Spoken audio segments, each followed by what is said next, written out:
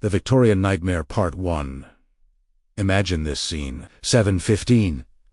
On a crisp Tuesday morning, in early March 20, I'm standing in my art studio, paintbrush in hand, watching golden sunlight stream through the original stained glass windows of my Victorian home. Steam rises from my jasmine tea as I work on a commission for a children's book publisher. My phone rings with that distinctive emergency tone. This is 911 dispatch.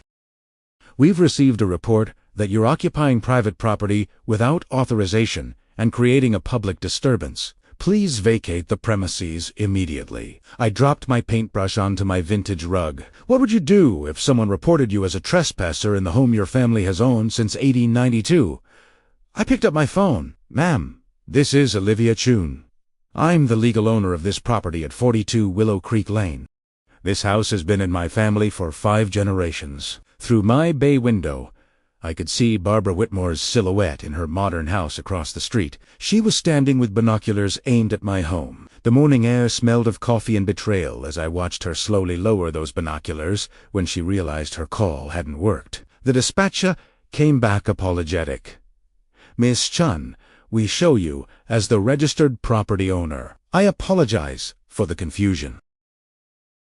We'll be documenting this false report. What would you do in my situation? Have you ever dealt with a neighbor who seemed determined to make your life miserable for no apparent reason? Drop a comment and share where you're watching from. I bet some of you have encountered people like Barbara who think they can weaponize authority they don't actually possess. Let me back up and explain how this nightmare began. My name is Olivia Chun. I'm 38 years old, a freelance illustrator and graphic designer who specializes in children's book art and botanical illustrations. After my grandmother Eleanor passed away last spring, I inherited her magnificent queen, a Victorian house. That's been our family's pride and joy since 1892, when my great-great-grandfather built it with his own hands after immigrating from southern China. The house is stunning. 3 stories with original hardwood floors, hand-carved banisters, a wraparound porch with gingerbread trim, and a tower room that I converted into my art studio. The garden contains heirloom roses my grandmother tended for 40 years, a vegetable patch where I grow organic herbs, and an ancient cherry tree that blooms every April. The kind of place where generations of memories live in every creaking floorboard. Then, 7 years ago, they built Maplewood Heights right next to my property line. 52 cookie-cutter, contemporary homes with identical gray exteriors, matching black mailboxes, and professionally maintained landscapes that looked like they came from a catalog.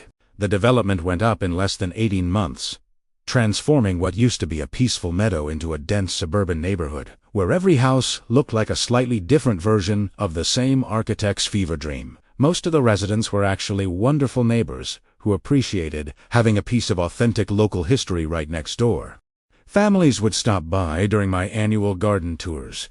Kids loved seeing the old Victorian secret passages and hidden alcoves, and several neighbors commissioned custom illustrations for their homes. I even started an informal art class for neighborhood children on Saturday mornings, teaching watercolor techniques on my front porch while parents chatted over coffee and homemade scones. But then there was Barbara Whitmore, 56 years old, with platinum blonde hair maintained weekly at an upscale salon that probably cost more than my monthly grocery budget. She held a real estate license she mentioned in every single conversation, wore designer athleisure that had never seen actual athletic activity, and carried herself with the attitude of someone who confused having money with having class.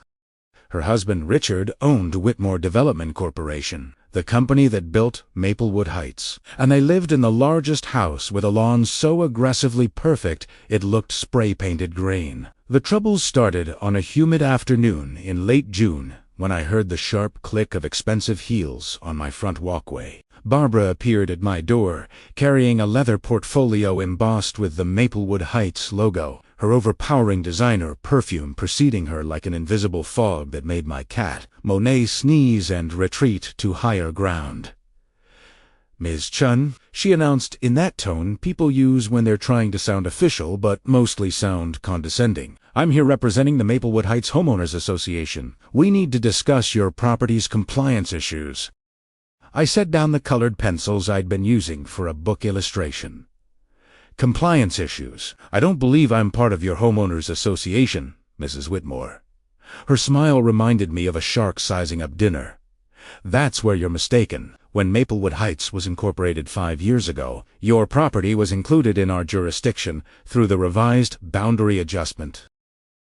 She handed me a certified letter that looked impressively official with embossed seals and fancy You have 45 days to address these violations. The letter was 6 pages of single-space complaints that made my head spin. My Victorian's paint colors were deemed historically inappropriate and visually discordant. My garden was classified as insufficiently maintained according to community standards. My front porch furniture violated aesthetic guidelines.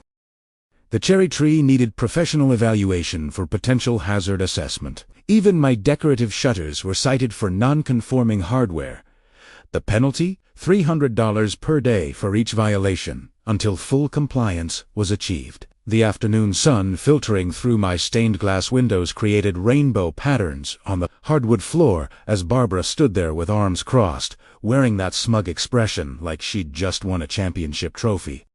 Properties in Maplewood Heights maintain a certain standard, she continued, her voice dripping with fake sympathy. Your artistic lifestyle might seem charming, but it's affecting everyone's property values. I've already had 3 serious buyers walk away from neighboring homes, specifically because of your house's appearance. Here's what didn't make sense, though. When I moved back last year, neighbors had actually praised my restoration work on the Victorian Patterson next door had specifically told me how refreshing it was to have authentic character in the neighborhood. The Martinez family's kids constantly asked to visit my tower studio. Even the real estate agent who lived 3 doors down had mentioned how the Victorian actually increased property values by providing unique historic charm that distinguished Maplewood Heights from dozens of similar developments. But Barbara had apparently convinced a small group that my 100th house was somehow an eyesore that needed immediate correction. She'd organized a petition and managed to collect 8 signatures out of 52 households. Not exactly overwhelming community support. But she'd posted those 8 signatures on the neighborhood Facebook group like she'd secured a United Nations resolution. The photos she shared were taken from bizarre angles that made my lovingly restored Victorian look somehow sinister and neglected. That evening, sitting in my tower studio with Monet, purring in my lap and watching the sunset paint the sky in watercolor shades, I realized something felt very wrong about this entire situation. Barbara's eyes, when she looked at my property, had this calculating quality, like she was measuring it for something other than HOA compliance. And the way she kept mentioning property values, while her husband owned the development company that would benefit from acquiring my land for it. Expansion struck me as more than coincidental. What would you do if you realized someone wasn't just being a difficult neighbor, but was actively plotting to take something precious from you? The smell of my jasmine tea had gone cold, and Monet's green eyes reflected the same suspicion I was feeling. Barbara Whitmore hadn't just declared war on my aesthetic choices. She'd launched a calculated campaign to force me out of the home my family had built with their own hands over a century ago. Barbara's harassment didn't stop with that first certified letter. 3 days later, she filed a formal complaint with the city's Historic Preservation Board, claiming I was making unauthorized modifications that threatened the building's historic integrity. This was particularly rich since I'd spent 18 months working with that exact board to properly restore period-appropriate details that previous owners had covered up or removed. The preservation officer who'd approved every single one of my restoration plans actually called me laughing about Barbara's complaint. Miss Chun, Officer Rodriguez said with barely contained amusement, Mrs. Whitmore filed a 40-page report claiming you've destroyed historic features and installed inappropriate modern elements. But according to our records, you've been following our guidelines perfectly. In fact, your restoration work is some of the best we've seen in years. We're actually planning to use your house as an example in our next preservation workshop. But Barbara's masterstroke came when she started parking her silver Mercedes directly in front of my driveway during my scheduled art classes, blocking access for parents dropping off their children. She'd sit in her car with the air conditioning running, pretending to make phone calls, while effectively preventing anyone from entering or leaving my property. My security camera captured everything. Barbara, checking her watch, smirking at frustrated parents, trying to navigate around her vehicle, and occasionally waving cheerfully like this, was all just a funny coincidence. Here's something I learned from dealing with difficult clients in my illustration career. Documentation always beats confrontation. Instead of screaming at Barbara or scratching her Mercedes, I simply filed harassment complaints with the police department and parking violations with the city. Every incident got photographed, time-stamped, and reported, building a paper trail that would make any lawyer smile while Barbara continued digging her own grave without realizing it. The community response was fascinating to watch unfold. When word spread about Barbara's parking tactics, 3 families who'd previously been neutral started openly supporting me. Mrs. Patterson organized an impromptu neighborhood meeting at her house where residents could discuss the aggressive approach. 17 families attended, and the consensus was clear. Baba had overstepped badly, and most residents appreciated my Victorian's presence rather than considering it a problem. But Barbara's desperation was showing in other ways too. She started posting daily updates on social media about the ongoing property standards crisis in Maplewood Heights, complete with photos of my house taken through telephoto lenses that made me feel like I was living under surveillance. The posts were melodramatic and increasingly unhinged, describing my garden as a dangerous jungle and my art studio as a potential fire hazard. She even suggested my Saturday morning children's classes violated zoning laws for commercial activity. That's when I decided to do what any smart person does when facing questionable legal threats. I hired a lawyer, not just any lawyer, but Margaret Foster, a property rights attorney who specialized in HOA disputes and had a reputation for absolutely destroying fraudulent claims. Our first meeting revealed something that made my suspicions seem tame by comparison. "Olivia," Margaret said, spreading county records across her conference table. "I've been researching Maplewood Heights incorporation documents. There's something very wrong with their HOA structure." Margaret had discovered that the boundary adjustment Barbara claimed had incorporated my property never actually received proper county approval.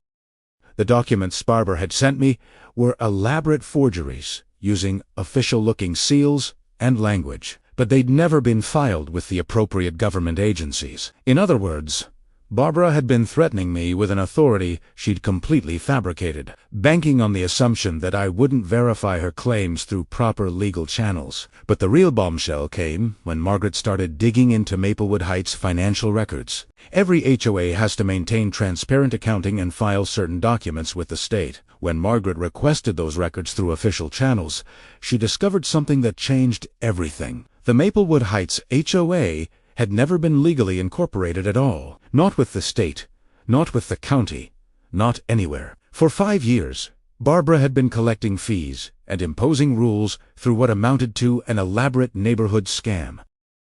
Sitting in Margaret's office, with afternoon light streaming through the windows, I felt my hands start shaking as the implications became clear. This wasn't just about Barbara being a difficult neighbor or trying to maintain property values. This was systematic fraud on a scale that could send someone to prison. Every fee collected, every fine imposed, every official document issued had been completely fraudulent.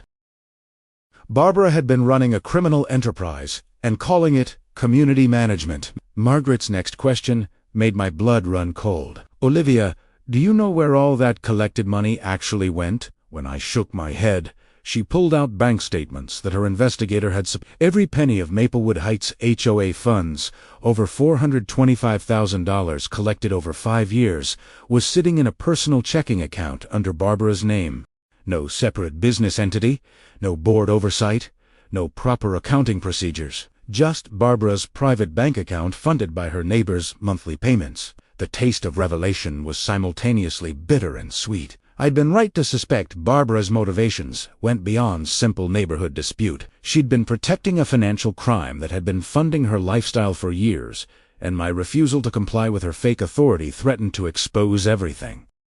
Every false police report, every harassment campaign, every desperate attempt to force me out had been Barbara trying to prevent exactly this moment when someone would actually investigate her claims. Margaret leaned back in her chair with that expression lawyers get when they know they've got an airtight case. "Olivia, This isn't just about protecting your Victorian anymore. Every resident of Maplewood Heights has been victimized by fraud. They're entitled to full restitution of every penny they paid, plus damages. And Barbara is looking at serious criminal charges, including embezzlement, fraud, filing false police reports, and operating an illegal organization. That evening, standing in my tower studio with my cat Monet, watching twilight settle over the neighborhood, I finally understood the full scope of what I'd stumbled into. Barbara hadn't just been a difficult neighbor. She'd been running a criminal enterprise sophisticated enough to fool an entire community for years. And now that I'd exposed her fraud, there was no telling how far she'd go to protect her secrets and her stolen money. The cherry blossoms were just starting to bloom outside my window, their delicate pink petals catching the last light of day. But I knew the coming storm with Barbara would be anything but delicate. Desperate people do desperate things, and a woman who'd spent 5 years building a fraudulent empire wasn't going to surrender quietly. The real battle was just beginning, and I had a feeling things were about to get much worse before they got better. The Victorian Nightmare Part 2, Barbara. Whitmore's desperation became absolutely palpable the morning after my lawyer, Margaret, filed official complaints with the district attorney's office. I woke at 6:30 to discover my entire front garden covered in artificial pink flamingos. Not just a few decorative lawn ornaments, but literally 273 plastic flamingos, arranged in perfect geometric rows across my heirloom rose garden, each one staked deep enough to potentially damage precious root systems that had taken decades to establish and nurture. My security cameras captured the whole operation in high-definition detail. Barbara and 2 hired helpers had worked from midnight to 4 in the morning, methodically placing flamingos while wearing dark clothing like some kind of suburban guerrilla operation. The footage showed Barbara directing the placement with elaborate hand signals, clearly trying to avoid speaking on camera. But her distinctive silver Mercedes, with the vanity plate "Be Classy," was parked right there in frame, making her identity absolutely undeniable and providing perfect evidence for prosecutors. What made this particularly idiotic was the handwritten note she'd left taped to my front door. This is what happens when property owners refuse to maintain community standards. Consider this a visual representation of your aesthetic choices. The HOA takes violations seriously. Signed with her full name in flowing cursive script, and dated like she was filing an official government document rather than admitting to criminal trespassing and intentional property damage. I called Margaret before finishing my morning coffee. She actually laughed so hard I had to wait 30 seconds for her to compose herself. Olivia, Barbara, just created perfect evidence for criminal trespassing, vandalism, and harassment. The fact that she signed a confession and left it on your door is genuinely the dumbest thing I've seen in 22 years of legal practice. Keep that note. It's going straight into the prosecution file. The neighborhood reaction was swift, and decidedly not in Barbara's favor. Mrs. Patterson knocked on my door at 8 o'clock sharp with fresh-baked blueberry muffins and barely contained rage. That woman has lost her mind completely. I've organized an emergency neighborhood meeting for tomorrow evening. We're voting to immediately and officially dissolve whatever fake authority Barbara thinks she has. 17 families had already confirmed attendance within 2 hours of Mrs. Patterson's email going out to the community. But Barbara wasn't finished with her campaign of escalating lunacy. That very same afternoon, she filed yet another complaint with the county health department, claiming my art studio was producing toxic fumes that endangered public safety. She submitted photos of me working with watercolors and claimed the pigments were industrial chemicals requiring hazmat protocols. The health inspector who showed up was actually an art enthusiast who recognized my work from a local gallery. Schoen was visibly annoyed by the false report. "Ms. Chun," Inspector Davis said, while carefully examining my watercolor palettes and supplies, "these are standard artist-grade materials. I use the same exact brands for my own hobby paintings. Mrs. Witt, complaint describes these as hazardous industrial solvents, but you're literally using products sold in craft stores to children. I'm documenting this as a false report." That's the 3rd fraudulent complaint she's filed this month alone, and I'll be notifying law enforcement. The false reports were piling up like evidence exhibits in a criminal trial. Barbara had reported me to animal control for harboring dangerous wildlife after spotting my cat Monet sunbathing in a window. She'd called the fire department, claiming to see smoke from my chimney during summer months when I hadn't used the fireplace in 3 months. She'd even contacted the IRS, suggesting I was running an unlicensed business from my home, apparently unaware that freelance illustration was both legal and properly taxed. Each false report was creating another criminal charge against Barbara. My documentation system had become almost automated. Camera footage got downloaded and backed up to cloud storage. Every interaction got recorded using my phone's voice memo app. Every letter, email, and social media post got screenshotted and filed chronologically, building the kind of evidence portfolio that prosecutors dream about, while Barbara seemed completely oblivious to the legal trap she was constructing around herself. The neighborhood meeting that Mrs. Patterson organized became a turning point in community sentiment. 43 residents showed up at the community center, filling every available chair and creating standing room only along the back wall. Barbara arrived late, wearing a cream-colored pantsuit and carrying her leather portfolio like she was attending a board meeting. Rather than facing an angry mob of neighbors she'd been financially defrauding for 5 years. Mrs. Patterson didn't waste time with pleasantries. "We're here to discuss the HOA that Barbara has been running. Recent investigations have revealed some very concerning information about how our dues have been managed and whether the organization was ever legally established. I'm turning the floor over to Ms. Chun's attorney, Margaret Foster, who has documents we all need to see." Margaret distributed packets to every attendee, while Barbara's face slowly drained of color. "These documents show that Maplewood Heights HOA was never legally incorporated with the state. Every fee you've paid over the past 5 years went directly into Mrs. Whitmore's personal bank account. To date, residents have paid approximately $425,000 that was never properly held in trust or subject to board oversight." The room erupted in shocked voices and angry questions. Barbara stood up, her voice shaking with what I initially thought was fear but quickly recognized as pure rage. "This is a conspiracy orchestrated by Ms. Chun to avoid her legal obligations. I have documentation proving the HOA's legitimacy. My husband's company established these covenants when Maplewood Heights was developed. You're all being manipulated by someone who refuses to maintain basic property standards." Margaret calmly held up a stack of papers. "Mrs. Whitmore, I have the county's complete filing history for Maplewood Heights. Your HOA appears nowhere in their records. No incorporation documents, no registration certificates, no mandatory insurance bonds. What you've been operating is legally classified as fraud. Every resident here is entitled to full restitution of every penny they paid you, plus potential damages for your fraudulent activities." The meeting descended into chaos as residents realized they'd been systematically scammed by their own neighbor. Someone asked about the landscaping improvements Barbara had supposedly funded with HOA dues. Margaret revealed those improvements had been billed to individual homeowners as special assessments, while the original dues money went to Barbara's personal expenses. Someone else asked about the community directory Barbara published annually. Margaret showed receipts proving Barbara had charged the HOA $8,000 for printing costs, while the actual vendor quoted $2,500. Barbara tried to maintain control, but her voice kept getting shriller and more defensive. "You're all being misled by falsified documents. My family built this community. We have every right to ensure property values remain high. Ms. Chun's Victorian monstrosity is dragging down everyone's investment. She's the real problem here, not my administrative practices. This is persecution based on her refusal to comply with reasonable standards." Mr. Martinez, whose family had been among Barbara's strongest supporters, stood up with barely controlled anger. "Barbara, you've collected $600 monthly from my family for 5 years. That's $36,000 that apparently went to your personal bank account.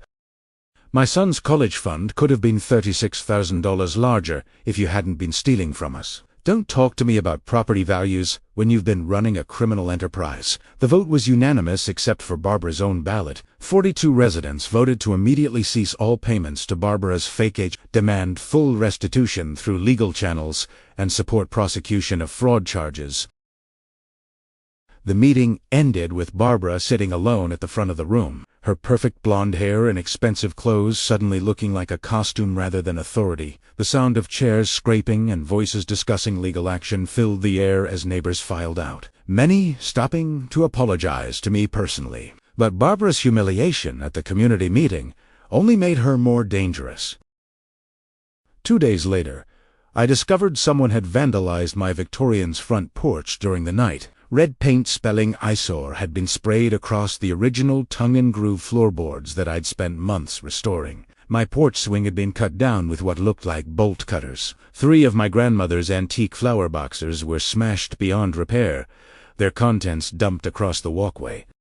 My security cameras had mysteriously malfunctioned during the exact time window when the vandalism occurred. Someone had used a signal jammer to interfere with the wireless connection between my cameras and recording system. This level of premeditation suggested Barbara had either researched technical sabotage methods or hired someone with expertise in defeating security systems. Either way, she'd graduated from annoying neighbor to dangerous criminal.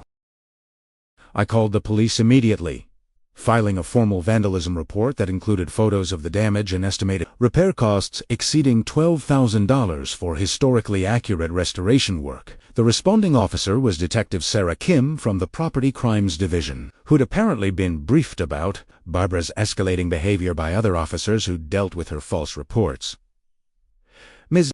Chun," Detective Kim said, while photographing the damage, "we've been building a case against Mrs. Whitmore for several weeks now. This vandalism, combined with her other activities, gives us enough for arrest warrants. The district attorney wants to charge her with fraud, embezzlement, filing false police reports, and now criminal mischief. We're just waiting for one more piece of evidence to make the charges absolutely airtight." That final piece of evidence came from an unexpected source. Richard Whitmore, Barbara's husband, appeared at my door that evening, looking exhausted and defeated. He asked if we could speak privately, and something about his desperate demeanor made me agree despite my better judgment. We sat in my living room while he explained how Barbara's obsession with my property had spiraled completely out of control. "Ms. Chun," Richard began, his voice barely above a whisper, "I need you to understand that I had no knowledge of Barbara's financial fraud until your lawyer started investigating. She handled all the HOA finances independently. I thought she was actually helping the community. When I discovered what she'd been doing, I consulted my own attorney, who advised me to cooperate with prosecutors. I'm here to ask you not to include me in any criminal charges.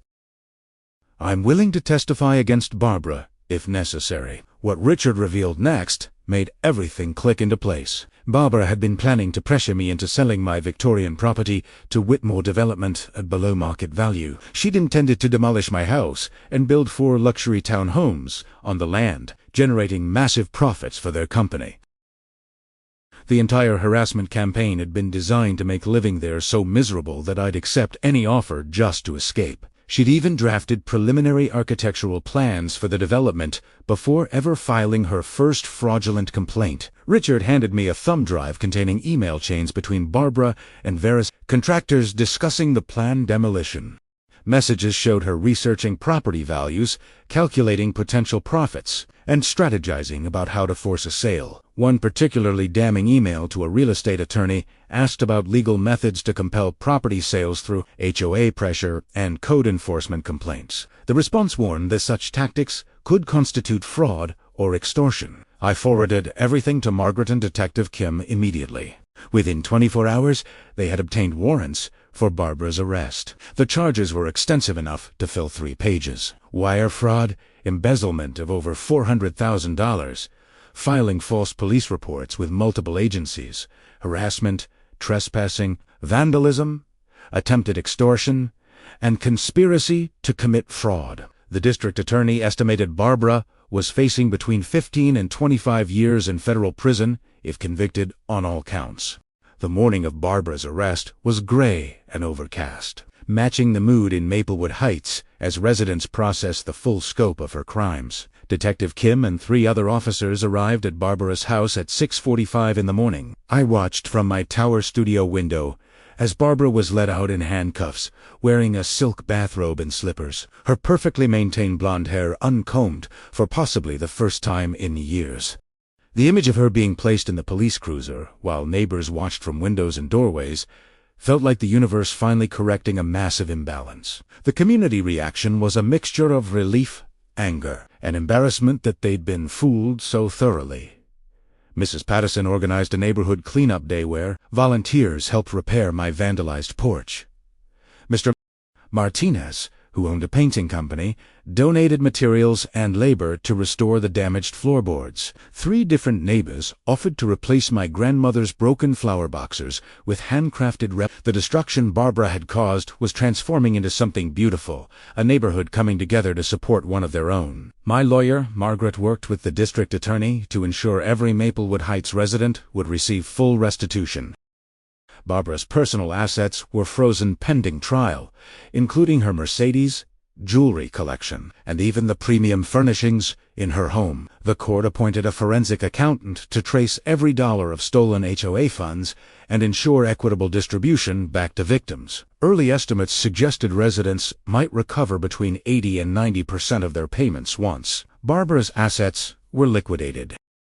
Richard Whitmore filed for divorce 3 days after Barbara's arrest, claiming irreconcilable differences and seeking to protect his business assets from her criminal liability. His cooperation with prosecutors apparently included testimony about Barbara's increasingly erratic behavior over the past 2 years, and his failed attempts to convince her that pressuring me was both illegal and unnecessary.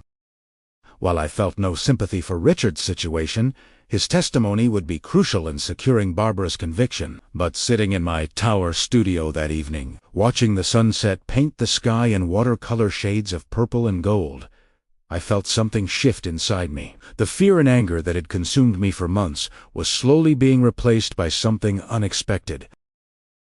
Not quite forgiveness, but perhaps understanding that Barbara's desperation had come from her own insecurities and need for control. She'd built a fake empire because she couldn't face being ordinary, and that fake empire had ultimately destroyed everything she'd actually built. The cherry blossoms in my garden were starting to open, their delicate petals catching the last golden light.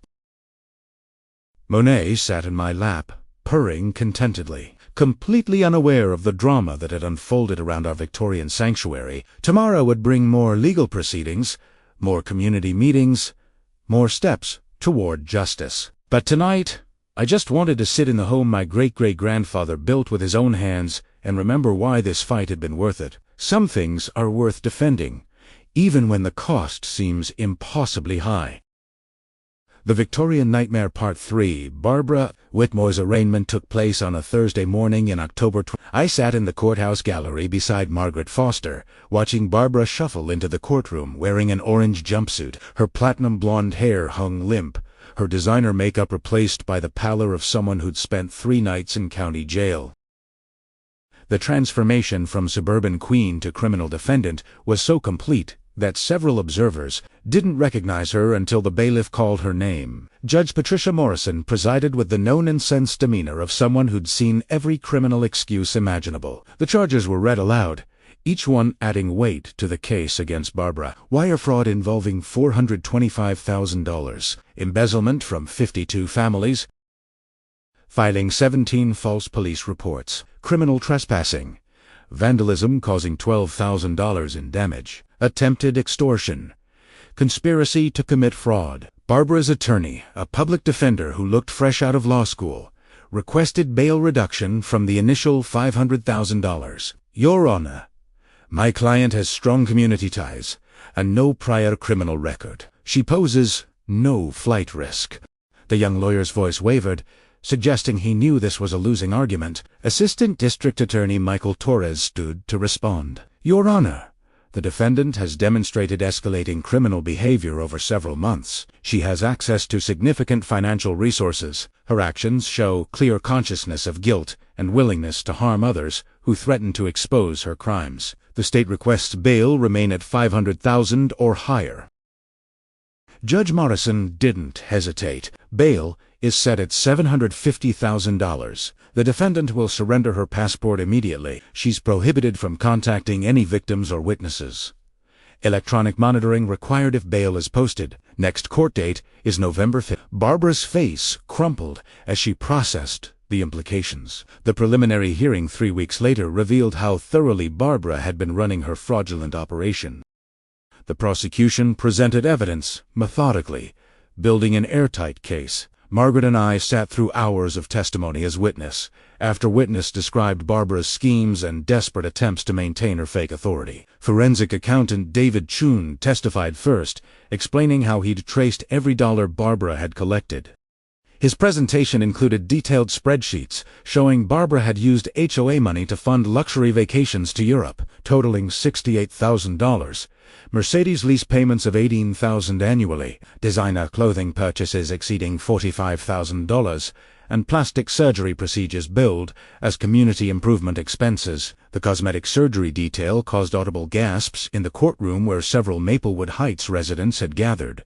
Barbara had charged her neighborhood association $52,000 for what she'd described as architectural consultation. In reality, those invoices covered her facelift, Botox treatments, and breast augmentation. She'd been using her neighbors' money to maintain her appearance while lecturing them about standards. Richard Whitmore's testimony was particularly devastating. He appeared via video conference, carefully distancing himself from his wife's crimes. I had no knowledge of how Barbara was managing HOA finances. She told me the organization was properly established. When I discovered the fraud, I immediately contacted legal counsel and agreed to cooperate with investigators. But Richard's testimony also revealed something that made my blood boil. He confirmed Barbara had developed detailed plans to acquire my Victorian property for development. She'd calculated potential profits of $1.2 million if she could force me to sell at depression prices and develop the land into luxury. The entire harassment campaign had been a business strategy disguised as community management. My own testimony came on the hearing's second day. I described the escalating harassment, false police reports, vandalism, and constant surveillance. Margaret had prepared me thoroughly, helping me present facts without emotion while conveying the psychological toll. The judge listened intently, asking clarifying questions that suggested she understood what Barbara had been attempting. "Ms. Chun," Judge Morrison asked during my testimony, "did Mrs. Whitmore ever explicitly threaten you?" I nodded, remembering that afternoon in late July. "Yes, Your Honor." She appeared at my door and said that families who refuse to cooperate often find themselves facing increasingly difficult circumstances. She suggested that selling my property would be the smart choice for someone who valued peace. The preliminary hearing concluded with Judge Morrison ruling that sufficient evidence existed for trial on all charges. She also denied Barbara's motion for bail reduction, noting the defendant's behavior pattern suggested she posed a danger to witnesses. Barbara remained in custody, her perfectly manicured suburban life replaced by county jail while awaiting trial. The trial began on a frigid morning in early January 2020. 7 months had passed since Barbara's arrest, 7 months during which Maplewood Heights had transformed into a genuine community. Residents had formed a legitimate homeowners association with proper incorporation, transparent finances, and bylaws that specifically protected historic properties. The trial lasted 11 days. Prosecutor Torres methodically presented evidence, painting Barbara as a calculating con artist who'd preyed on her neighbor's trust for years. The defense portrayed Barbara as a well-intentioned volunteer who'd made accounting mistakes. This approach fell apart when Torres introduced Barbara's own emails discussing how to maximize profits from my property. One particularly damning email showed Barbara researching how long harassment campaigns typically took to force property sales. She'd written to a real estate consultant asking about psychological pressure tactics and optimal timing for lowball offers. The consultant's response had explicitly warned her that such tactics could constitute illegal coercion, advice Barbara had ignored. The jury deliberated for only 6 hours before returning guilty verdicts on all counts. I sat in the courtroom as the foreperson read each verdict. Guilty of wire fraud, guilty of embezzlement, guilty of filing false reports, guilty of vandalism, guilty of attempted extortion. Barbara's face remained emotionless, but her hands were shaking violently. Sentencing was scheduled for 6 weeks later. Margaret helped me draft a victim impact statement that focused on the psychological toll while acknowledging how her crimes had strengthened our community. I wanted justice, not revenge, and my statement reflected that balance. The sentencing hearing brought closure that felt both satisfying and melancholy. Barbara stood before Judge Morrison in a gray suit, looking small and defeated. How does someone transform so completely from confident neighborhood leader to broken criminal defendant? The psychology fascinated and disturbed me equally. Judge Morrison's sentencing remarks were thoughtful and thorough. Mrs. Whitmore, you systematically defrauded 52 families who trusted you to manage their community. You used that trust to fund a lavish lifestyle, while lying to their faces about where their money was going. When one person dared to question your authority, you launched a campaign of harassment that escalated into vandalism and attempted extortion. Your actions show calculated malice rather than simple mistakes. The judge continued, her voice firm but not unkind. However, I also note that you have no prior criminal record and that your husband's cooperation has helped recover most of the stolen funds. The court must balance punishment with the possibility of rehabilitation. Therefore, I sentence you to 12 years in federal prison on the fraud and embezzlement charges, with sentences on other counts to run concurrently. You will be eligible for parole after serving 8 years. Barbara will also pay full restitution of $425,000 to the victims, plus an additional $85,000 in penalties and court costs. Upon release, you will serve 3 years of supervised probation and perform 1,000 hours of community service, specifically involving financial literacy education for low-income communities. Perhaps teaching others about ethical money management will help you understand the harm you caused here. The sentencing brought a strange mixture of emotions. Relief that justice had been served. Sadness that someone had destroyed their own life so thoroughly through greed and arrogance. Satisfaction that my Victorian home and all it represented had been protected. But also exhaustion from months of legal battles and emotional stress. I felt drained, but somehow cleansed, like surviving a terrible storm had made me stronger than I'd been before it started. The aftermath of Barbara's conviction brought unexpected positive changes to Maplewood Heights. The newly formed Legitimate Homeowners Association operated with transparency that would have seemed impossible under Barbara's regime. Monthly meetings were actually democratic discussions rather than lectures about compliance. Finances were publicly audited. Decisions required genuine consensus rather than manufactured authority. The neighborhood had learned hard lessons about accountability and trust. My Victorian became something of a neighborhood landmark, protected by the new HOAS bylaws as a historically significant property, contributing to community character. Several residents commissioned me to create custom watercolor portraits of their homes, turning my art into a way of celebrating the neighborhood's architectural diversity rather than enforcing artificial uniformity. The Saturday morning children's art classes expanded to include adult workshops, creating intergenerational connections through creative expression. The restitution process took 8 months to complete, but eventually every Maplewood Heights resident received their proportional share of recovered funds. Most families received between $7,000 and $9,000, money that made real differences in their lives. Mrs. Patterson used her restitution to finally replace her aging roof. The Martinez family put theirs toward their son's college fund. Others made home improvements or took long-delayed family vacations. Richard Whitmore quietly sold his development company and moved to another state, apparently unable to face the daily reminder of his wife's crimes and his own failure to recognize what was happening. His cooperation with prosecutors had spared him from criminal charges, but the social consequences of Barbara's actions had destroyed his business relationships and community standing. Sometimes the collateral damage of someone's choices extends far beyond their own life. 1 year after Barbara's sentencing, I hosted a garden party at my Victorian to celebrate both the spring blooms and our community's transformation. 48 families attended, filling my front garden with laughter and conversation, while children played tag around the cherry tree and adults admired the restored porch that neighbors had helped repair. The same space Barbara had tried to destroy with plastic flamingos now hosted a celebration of resilience and community. Solidarity. Mrs. Patterson gave a brief speech that made several people tear up, including me. We learned something important through this ordeal. True community isn't about perfectly matching houses or following arbitrary rules. It's about supporting each other, respecting differences, and standing together against those who abuse power. Olivia's Victorian reminds us every day that authenticity matters more than conformity. We're stronger for having fought to protect what makes us unique.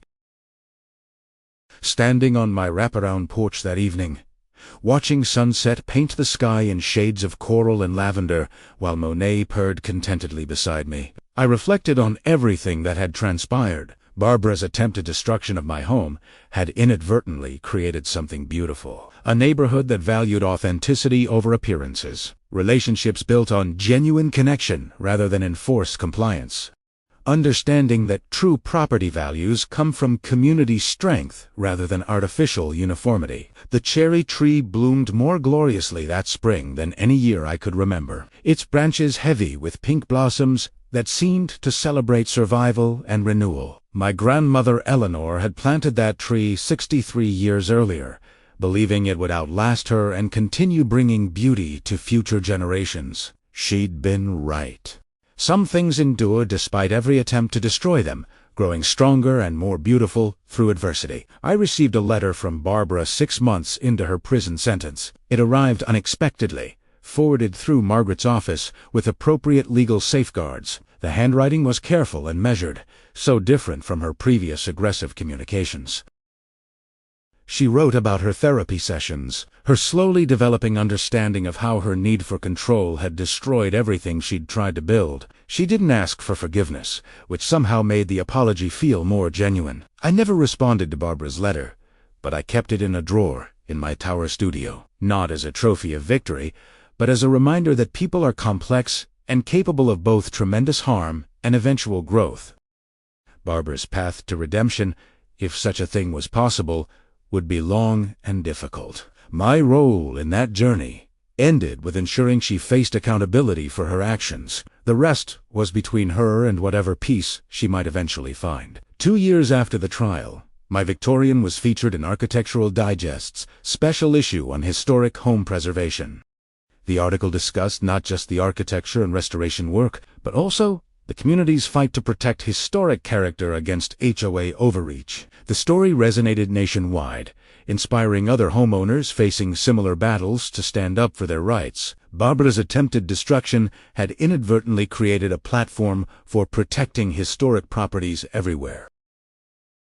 The legal precedent from our case led to state legislation requiring stricter HOA oversight and stronger protections for pre-existing properties. The bill, nicknamed the Chun Protection Act by legislative staffers, mandated transparent financial proper incorporation requirements, and specific safeguards for historic structures. Barbara's fraud had exposed systematic problems that needed addressing at the policy level, turning our neighborhood nightmare into meaningful systemic reform. Looking back now from the comfortable distance of time and resolution, I can honestly say I'm grateful for every difficult moment of that ordeal. Not because I enjoyed the stress or fear, but because the struggle revealed strengths I hadn't known I possessed. Resilience, community building, the courage to stand up to bullies even when the fight seems impossibly difficult. My great-great-grandfather would have been proud that his granddaughter defended the house he built with the same determination he'd shown creating it. So what's the lesson from this whole nightmare? Stand up for what matters. Document everything. Trust your instincts when something feels wrong. Build genuine community connections rather than relying on artificial authority. Remember that bullies often hide behind official-sounding titles and manufactured rules. Question authority that refuses to prove its legitimacy. Support neighbors who face unjust treatment. Together, we're stronger than any petty tyrant trying to impose their will through fear and intimidation. My Victorian stands today as it has for 133 years, a testament to endurance and the power of fighting for what you love. The cherry tree blooms every April. Children still come for Saturday art classes. Neighbors stop by to chat on the porch swaying. And somewhere, in a federal prison, Barbara Whitmore contemplates how her obsession with control cost her everything, while the woman she tried to destroy is living her best life in the home her family built generations ago.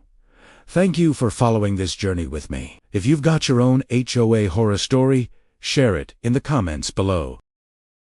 You might be surprised how many people have faced similar battles and found the strength to fight back. Remember, fake authority crumbles when questioned, but genuine community endures forever. Subscribe for more stories about ordinary people standing up to extraordinary bullies and winning against impossible odds.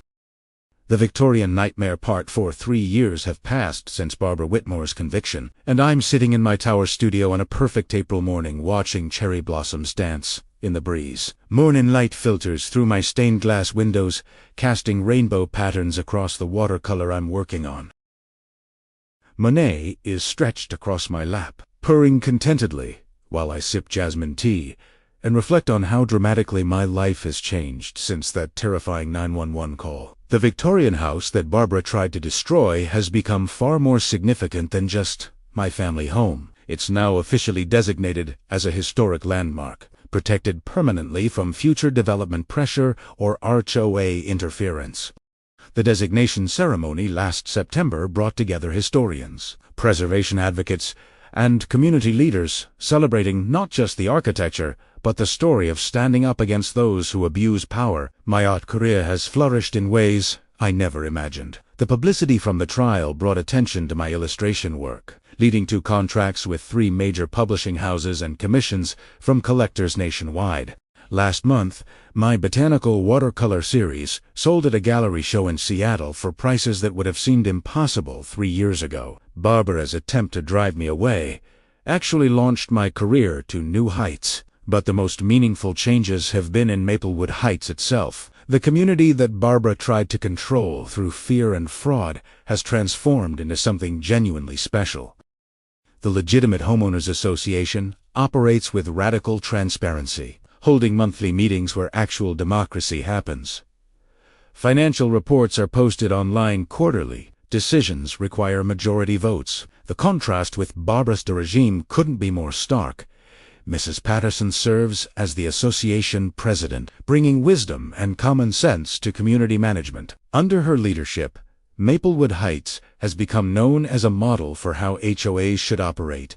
Other communities send representatives to observe our meetings. What Barbara intended as her personal kingdom has become a teaching example of democratic neighborhood management. The Saturday morning art classes I started for neighborhood children have expanded into a full community arts program. We now offer painting, drawing, sculpture, and photography classes for all ages. Local artists volunteer as instructors, and the program has become so popular that we had to create a waiting list. Last summer, we organized an outdoor art festival that attracted over 2,000 visitors and raised $15,000 for art supplies and scholarships for low-income students. The festival has become an annual tradition, transforming my front garden into a celebration of creativity and community. Local musicians perform on the wraparound porch. Food trucks line the street. Children create chalk art on the driveway. The spaces Barbara weaponized for harassment now host gatherings that bring neighbors together in genuine fellowship. The Chun Protection Act that passed the state legislature has influenced policy nationwide. 12 states have adopted similar legislation requiring HOA transparency, proper incorporation, and protections for pre-existing properties. The law has helped countless homeowners facing situations similar to mine. Barbara's crimes inadvertently created systemic reforms that will protect property owners for generations. I've received hundreds of letters from people across the country sharing their own HOA horror stories and thanking me for fighting back publicly. Many describe situations eerily similar to mine. Several wrote that seeing my case gave them courage to challenge fraudulent practices in their communities. The ripple effects of standing up to one bully have extended far beyond Maplewood Heights. Margaret Foster and I have become close friends. She's now specializing exclusively in HOA reform litigation, using my case as a blueprint for helping others. We meet monthly for lunch, sharing stories about her latest cases. Margaret jokes that Barbara did more for HOA reform through her crimes than advocacy groups accomplished in 20 years. The financial restitution process concluded last year, with every resident receiving their full stolen funds, plus interest and damages. The total recovery exceeded $475,000. For some families, the money made significant differences. The Martinez family fully funded their son's college education. Mrs.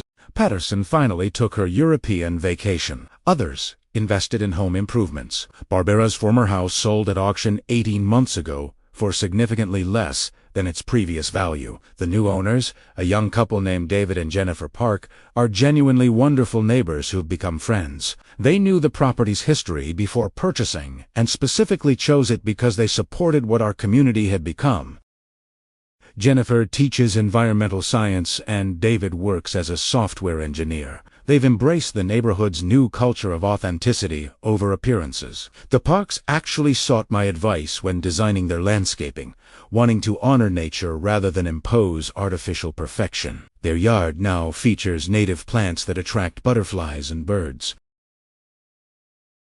The contrast between their ecological approach and Barbara's chemically maintained lawn symbolizes how thoroughly the community's values have shifted. Richard Whitmore's life took a different trajectory. He sold Whitmore Development and moved to Colorado, where he started a small, sustainable building company focused on historic preservation. I heard he's in therapy working through guilt about his role in Barbara's schemes.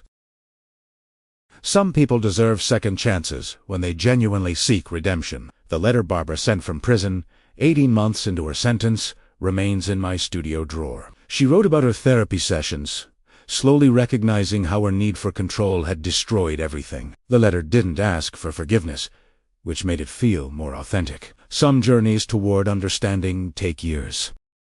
I've never responded to Barbara's letter, but I kept it as a reminder that people are complex. Understanding doesn't mean excusing, and accountability doesn't preclude eventual compassion. Barbara will serve at least 8 years before parole eligibility. My role in that journey ended with ensuring she faced accountability. The irony of Barbara teaching financial literacy isn't lost on anyone. But according to prison staff, Barbara has become a genuinely effective instructor.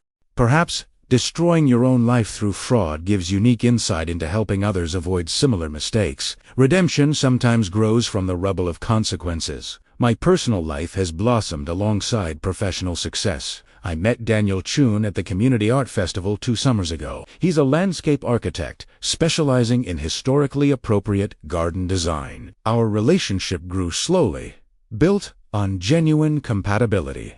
Daniel proposed last December under the cherry tree Barbara had cited as a violation. We're planning an autumn wedding with a reception on the wraparound porch, celebrating our commitment in the space Barbara tried to destroy. The guest list includes most of Maplewood Heights, Margaret Foster, Detective Sarah Kim, and several families from HOA reform advocacy.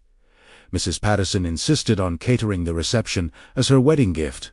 The documentary about my case aired on public television last spring to surprisingly strong viewership. The filmmakers presented the story as an examination of systemic problems with HOA governance. Nationwide, the broadcast generated renewed interest in reform legislation, with 3 additional states introducing bills modeled on the Chun Protection Act. I've been invited to speak at community planning conferences nationwide, sharing lessons from fighting Barbara's fraudulent HOA. These engagements have connected me with attorneys specializing in property law and activists working on HOA reform. What began as defending my family home has evolved into advocacy work, protecting property owners everywhere. The Victorian house itself has never been more beautiful.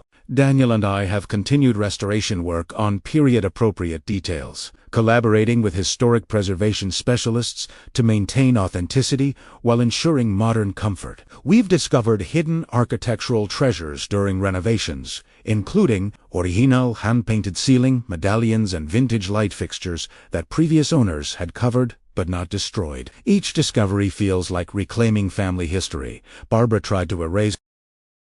My grandmother, Eleanor, would have loved seeing her house not just preserved, but celebrated as an important piece of local history. The Historical Society installed a commemorative plaque last year describing the house's architectural significance and its role in landmark HOA reform legislation.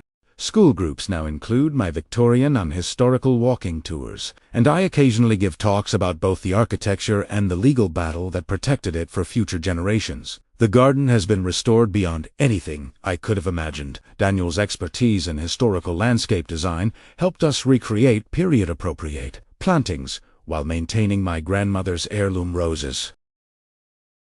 We've added a meditation garden with native plants and a small pond that attracts local wildlife. The space Barbara tried to cover with plastic flamingos now hosts butterflies, songbirds, and neighbors seeking peaceful contemplation in increasingly hectic lives. Monet, now 11 years old, has become something of a neighborhood celebrity.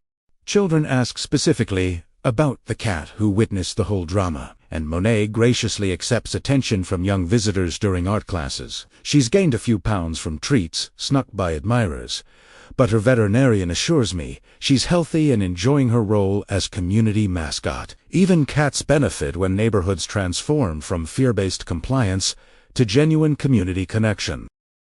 Looking back on everything that happened, I recognize how the ordeal changed me in fundamental ways. Before Barbara's campaign, I was somewhat timid about asserting my rights or challenging authority figures. The experience of fighting back against escalating harassment taught me that courage isn't absence of fear, but action despite fear. Standing up to bullies, even when the fight seems impossibly difficult, creates strength you didn't know you possessed.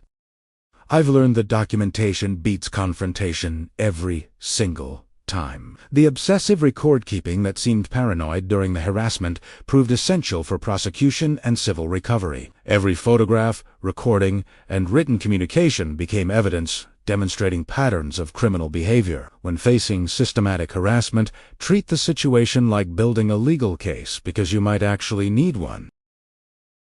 Paper trails protect victims better than emotional reactions ever could. The experience also taught me about community power when people unite against injustice. Barbara's attempt to isolate and intimidate me backfired because neighbors recognized the threat she posed to everyone's property rights. The solidarity that emerged from shared opposition to tyranny created bonds stronger than any HOA rules could mandate. Real community grows from mutual support and respect, never from fear and compliance. Perhaps most importantly, I learned that standing up for what matters creates ripple effects you can't predict. Fighting for my Victorian wasn't just about preserving one building or protecting my inheritance. It exposed systemic problems with HOA governance that needed addressing through policy reform. Barbara's crimes became the catalyst for legislation protecting thousands of homeowners from similar abuse. Sometimes your personal battle serves purposes larger than you initially realized. Now, 3 years later, I can honestly say I'm grateful for every difficult moment of that ordeal. Not because I enjoyed the fear and stress, but because the struggle revealed strengths and connected me with people I'd never have met otherwise. Barbara's attempt to destroy my peace inadvertently gave me purpose beyond illustration work. Fighting her fraud transformed me from someone living quietly in a beautiful old house to an advocate helping others protect their homes and rights. The cherry tree blooms more magnificently each spring, its branches heavy with pink blossoms that seem to celebrate survival and renewal. This morning, watching those petals dance in the breeze while Daniel makes breakfast downstairs and Monet purrs in my lap, I feel profound gratitude for this life. I've built in the house my great-grandfather constructed with his own hands 133 years ago. Some things endure, despite every attempt to destroy them. Barbara Whitmore will be eligible for parole in 5 more years, having served 8 of her 12-year sentence, if she maintains good behavior. I have no idea whether she successfully rebuild her life after release, or whether the consequences of her crimes will haunt her permanently. That's her journey to navigate, and I've made peace with the fact that my role ended with ensuring she faced accountability. Some chapters close completely while others remain unfinished indefinitely. What I know with certainty is that authentic community thrives when people embrace diversity rather than enforce conformity. Maple wood Heights is stronger and more valuable precisely because we protect individual expression while maintaining genuine standards. My Victorian's presence increases property values by providing unique historic character that distinguishes our neighborhood from countless similar developments. Barbara was wrong about everything, but especially about what creates lasting value in communities. So here's my advice. If you find yourself facing a neighborhood bully or fraudulent HOA, document everything obsessively. Question authority that refuses to prove legitimacy. Build alliances with reasonable neighbors. Consult lawyers early, rather than waiting until problems escalate. Stand firm on principles while remaining open to compromise on details. Remember that bullies bet on your exhaustion and compliance, so persistence becomes your greatest weapon. Most importantly, remember that fighting for what matters is never wasted effort, even when victory seems impossible. Every person who stands up to petty tyranny makes it harder for the next bully to succeed. Every homeowner who challenges fraudulent authority helps protect others from similar abuse. Your personal battle might spark reforms that protect thousands of people you'll never meet. Courage compounds across communities when people refuse to surrender to intimidation. As I finish writing this story while spring sunshine streams through stained glass windows that Barbara wanted destroyed, I'm reminded that the best revenge isn't getting even, but building something beautiful that outlasts your opponent's malice. My Victorian stands proudly after 133 years, protected now by law, and celebrated as an important piece of community history. Barbara's attempt to erase it from existence instead ensured its permanent preservation for future generations. Thank you for following this journey through every difficult moment and eventual triumph. If my story helps even one person find courage to fight back against unjust treatment, then sharing these painful memories serves valuable purpose. Remember, fake authority crumbles when questioned, but genuine community built on mutual respect and authentic connection endures forever. Stand up for what matters. Document everything. Build community through support rather than fear. And never let bullies convince you that surrender is your only option. Now I'm going to finish this watercolor painting, have lunch with Daniel and Mrs. Patterson, and maybe work in the garden this afternoon if the weather holds. Just another perfect day in the house my family built, surrounded by genuine community and engaged in work I love. Barbara Whitmore tried to take all of this away from me. Instead, her campaign of harassment gave me a life more rich and purposeful than I'd ever imagined possible. Sometimes the best outcome is when your enemy's worst efforts make you stronger than you ever knew you could be.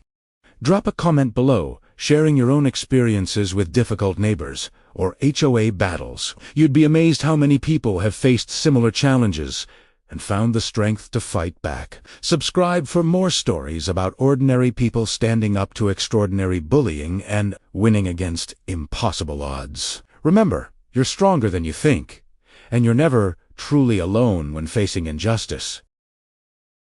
Communities built on genuine connection always prevail over tyranny disguised as authority. Stay strong, document everything, and never stop fighting for what matters.